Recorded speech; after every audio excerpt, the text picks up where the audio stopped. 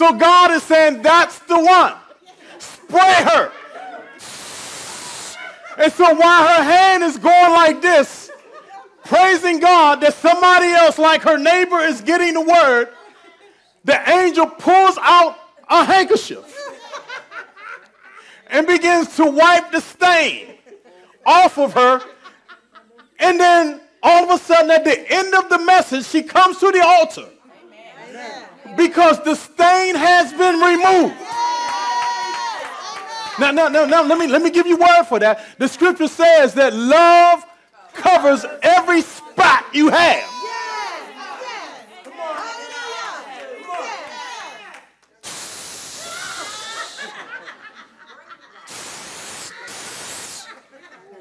You know, I'm just having some fun.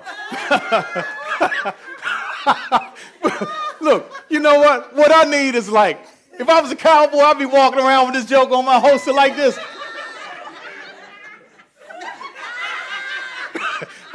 I got the quickest joke. What? You getting ready to cuss me out? Yeah, I got something for you. I reach in my back pocket.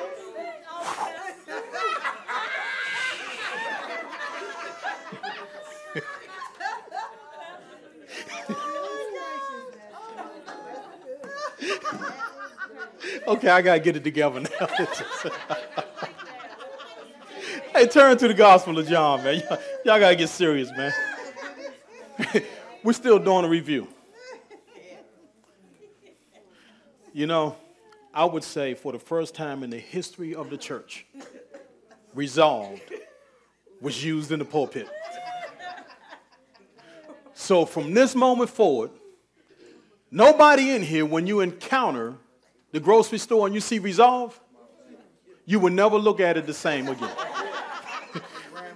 I'll take credit for that. That is brand recognition. You be like, man, I should get some of this for my wife or for my husband. Or I got the manager from hell. Maybe, hey, do y'all have like a jumbo size?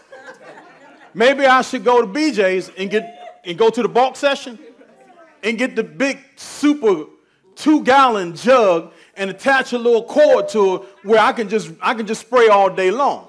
But see, actually, you are the resolve.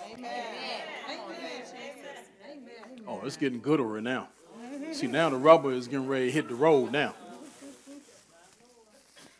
Wouldn't you know it? You are LOVES.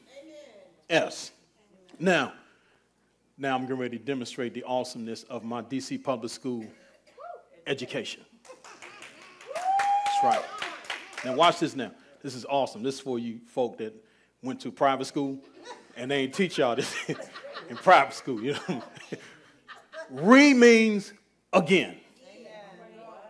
Woo, man, that was awesome, wasn't it? Now, that was awesome. Wasn't that revelation? The word re means again. So in other words, you should love again, again, again, and again. How many times, Lord, should I forgive my brother? I should love them again, again, again, and again. When should I run out of love, God? Again, again. Listen, all you got to do is ask God, has he ever run out of love for you? Amen. And we don't even know what everything that you did. We just only know about the stuff that made the newspapers.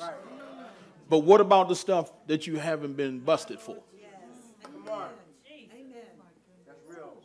Now, let's go back to that cussing that Peter did when he was in the Bible, for all of you guys that think you have a right to cuss. John 21. Here it is right here.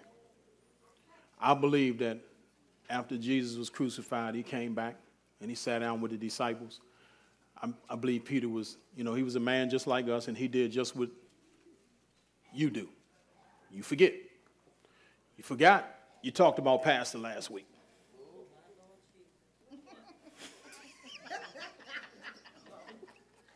I hope nobody was talking about me last week, because I know they probably said, all right, I'm going to go get them because I told them not to say nothing. Listen, ain't nobody say nothing to me at all. At all. I don't know. I told God I don't want to know everything. Just the good stuff. But I believe that Peter forgot. But he didn't realize that that act was written in the Lamb's Book of Life. Because everything we do is recorded. Everything this church does is recorded. That don't mean that you can hide in the church. But everything this church does, the angel records it. And you're right, because I'm the pastor, that book going to be opened up when I'm standing at the judgment seat. And then he's going to open up the book that's about my life. Whew, man, that's a lot of books. Should be glad you only had one book. Amen. Watch this now, John 21, verse 15. Now, this is after the denial. Peter denied Jesus 3 times. So when they had eaten breakfast, Jesus said to Simon Peter, Simon, son of Jonah, do you agape me more than these? Remember, last week I said Jesus used the term agape. And look at how Peter responded. He said to him, yes, Lord, you know that I phileo you. Phileo. That means the love that a friend has for another friend. Jesus is saying, Peter, do you love me unconditionally? And Peter was responding by saying, Lord, you know we friends, we cool. We flow like that, Jesus. It's all right. I cuss, you forgive me.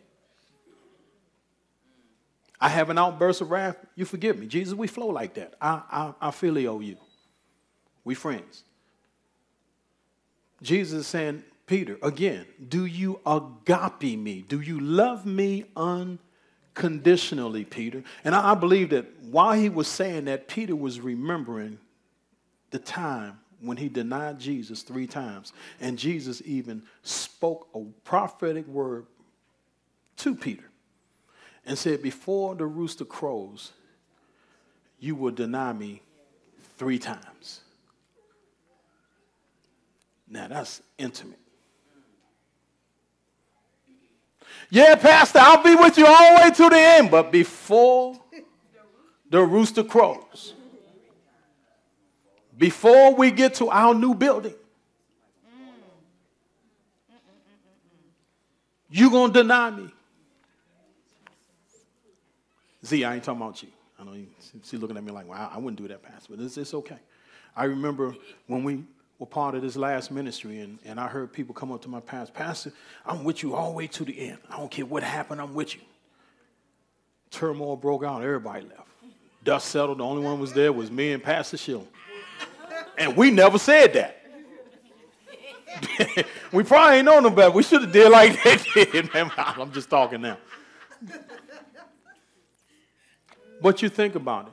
They walked with your Lord. They saw him raise the dead. Peter even saw Jesus heal his mother-in-law. Everywhere Jesus went, they saw him heal the sick.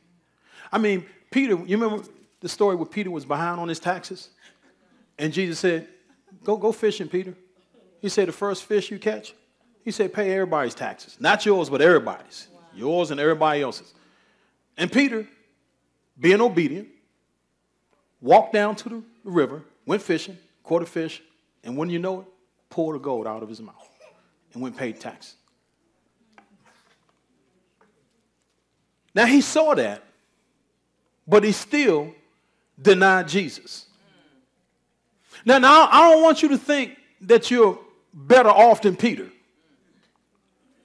Now let's call out some commandments that you've broken. Now I better skip that part, man, because okay, since the preacher over there said, say it, then I'm going to say it. Now let's talk about some commandments you've broken.